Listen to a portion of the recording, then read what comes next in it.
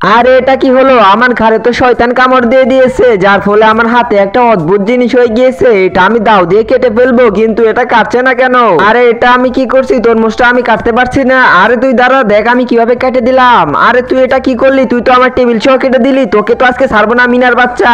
আরে চম্পা, তুই এটা কাটতে পারছিস না? দাঁড়া, দেখ আমার হাতের জাদু, আমি এটারে কি বানিয়ে দেই। আরে এই যে দেখ চম্পা, আমি একটা বিলাই বানিয়ে দিয়েছি, কিন্তু তোকে এটা বানাতে বলছে কে? আরে রাজু আর চম্পা, তোরা কি করছিস? আজকে এই হাতের জন্য আমার সাথে কেউ কথা বলছে না। এই হাতে আমি রাখতে চাচ্ছি না। তারপর কি হলো সেটা দেখার আগে, যে মা সারাদিন কাজ করে, আজকে দেখবো সেই মায়ের জন্য কারা কারা ভিডিওতে লাইক সাবস্ক্রাইব করে কমেন্টে মা লিখে যাবে। আর যারা মাকে ভালোবাসে না তারা ভিডিও থেকে দূরে থাকো। এই যে মিনা, যেখানেই আসিস তাড়াতাড়ি করে ফেক্সি লোডে চলে আসো, না হলে তোর বন্ধুদের গুলি মেরে দিব।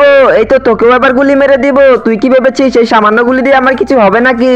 আজকে তুই দেখবি তোর সাথে আমি কি কি করি।